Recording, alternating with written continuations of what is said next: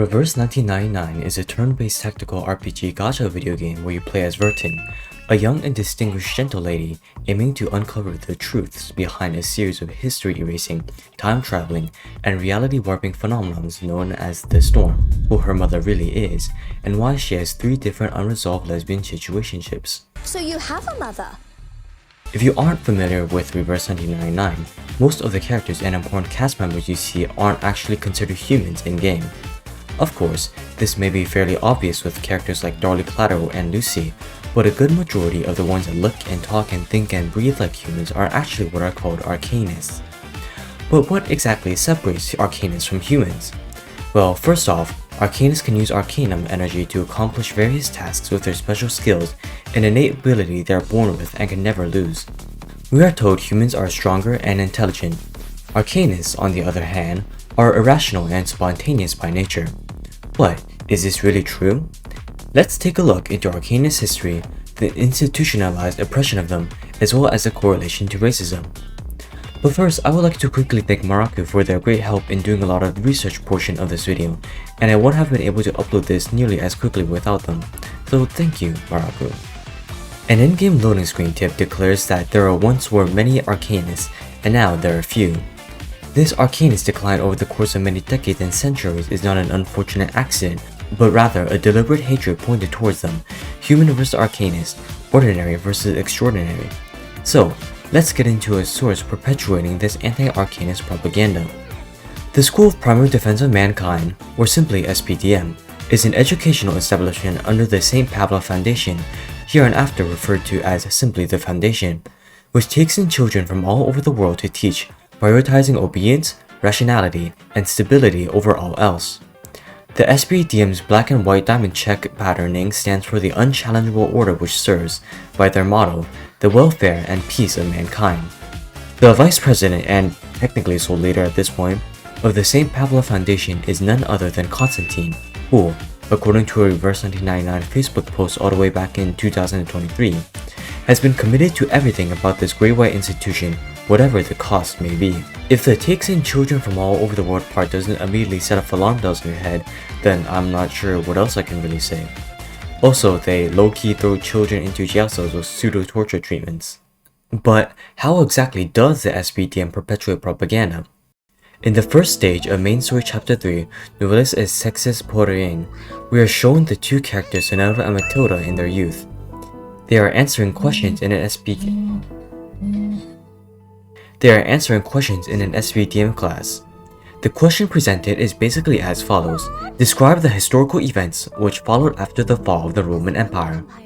Zeneto, at this time, having an unwavering fealty towards the Foundation, answered with a response perfectly befitting that of a model student. She proclaims that during the fall of the Roman Empire, arcanists, tempted by their irrational nature, applied arcanum skills in war and quote-unquote disputes over interest, which was not taken well by the church. The church, in usual church fashion as can be seen throughout history in the real world, labeled them as demon collaborators and put them on trial, leading to the arcanists fighting back. Zanetto then goes on to cite the reasons as to why the arcanists lost, stating, "Their spontaneous nature and the unpredictability of their whereabouts led to communications failure during battle, preceding an ultimate victory by humanity." Matilda, however, quips up. The history she learned from a nursery rhyme sung to her by her grandfather was very different from the one Zanetto recited. Matilda declares that arcanists weren't the ones to start the fight, but it was rather the feudal lords in Western Europe who ransacked Constantinople for its resources and arcanum literature. She also cries out how arcanists were once hailed as brilliant individuals, gifted philosophers, diviners, and doctors, until they had somehow been branded as freaks of nature by their own people, until they had a new name, arcanists. This leads the instructor to criticize Matilda, as she couldn't provide credible proof for her claim. Do keep in mind both sides of this argument are likely biased, as is with most sources in history. The Foundation seeks to control arcanists, and Matilda hails from a very proud arcanist lineage. However, biased as they are, one side must be closer to the truth than the other, and I'm keen to believe Matilda's side of the tale here. In the real world, Constantinople was attacked numerous times for its prosperity and strategic location in terms of connecting trade from the eastern world to the west. However, what this story detail probably draws inspiration from is the sack of Constantinople during the Fourth Crusade in 1204, also quote-unquote widely regarded as a shocking betrayal of principles out of greed, according to Britannica. During the attack, Constantinople was raided, looted, massacred, and destroyed by crusaders, specifically those from Western Europe, which matches what Matilda says. If this is beginning to paint a picture all too familiar to you, then you probably recognize this as an easy parallel to racism, or more specifically, early 1800s European pseudoscience anthropology, or eugenics, which was commonly used to perpetuate European superiority over other races, most commonly Africans. Taking into account that in version 1.6's event story Notes on Shuozhi has dialogue expressing a Chinese soldier standing guard outside Pei City suggesting there is no difference between humans and Arcanis, it is alluded to that this is a very Eurocentric view, even in-game. In a similar fashion, version 2.6's event story Showdown in Chinatown briefly mentions that humans and Arcanis get along just fine in Chinatown, and version 2.2's main story chapter Tristes Tropiques shows there is a similar environment in Sao Paulo. While racism does exist everywhere among all sorts of cultures, it emerged most prominently in European nations during the late 15th and 16th centuries, coinciding with European exploration and encountering other races that weren't just different flavors of white. From such a young age, SPDM is teaching these children that they are inferior and exist solely to serve the betterment of mankind. We even see in the version 2.0 event story Floor to the Golden City that Matilda at like 16 years old is ready to lay down her life for these strangers which she barely met like 2 seconds ago because it's her duty. What SPDM is doing here is something you may recall similar to real-world history. In the late 1800s, the United States government forcibly relocated Native Americans, separating children from their family and sending them to specialized boarding schools to be civilized. And I say civilized in quotation marks here because Richard H. Pratt, founder and superintendent of the Carlisle Indian Industrial School, used the following infamous quote to justify stripping native children of their cultures: "Kill the Indian, save the man." These boarding schools were designed to do exactly that. The children were forced to have their hair cut to meet American standards, had to pick Anglo-style names, and were not allowed to speak their native language, cutting them off from their cultural roots. The most important similarity I want to highlight here is the fact that some of these students actually had, in their opinion, good experiences at these schools, sometimes making lifelong friends. Some attendees even became part of the Navajo Code Talkers, important cryptographers who aided in Allied forces' war efforts in World War II. In reverse 1999, we know that SPDM graduates do end up becoming incredibly valued members of society, working for St. Paul's Foundation, conducting research at Laplace, or becoming a Ziemed Arnold Forces soldier. However, just because the outcome may bear good harvest, the ends do not justify the means, especially if the kids are groomed into these roles, their lives being akin to puppets attached to the ends of the Foundation's strings, tossed away when they become uncooperative. Now, let's wrap things up with Constantine.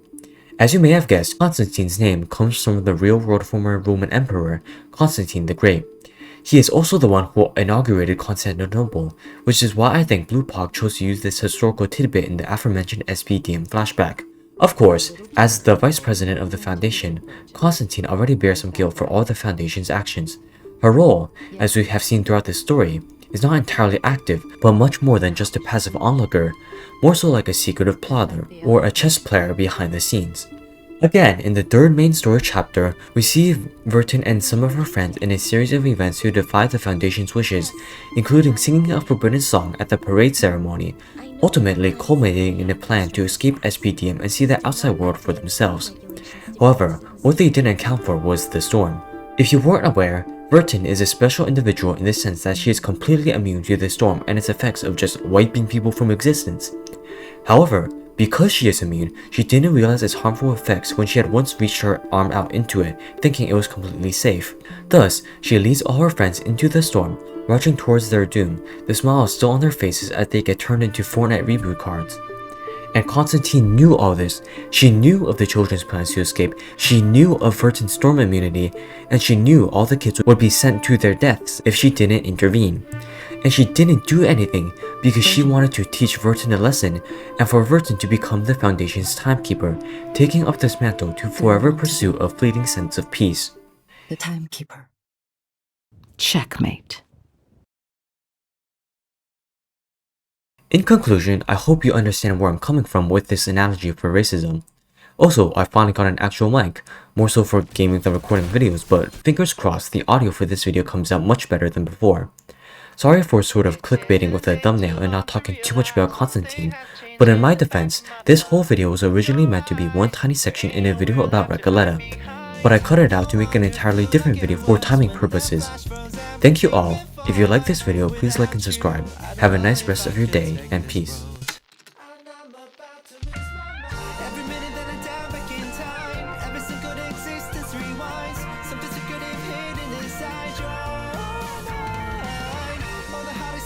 Never faded.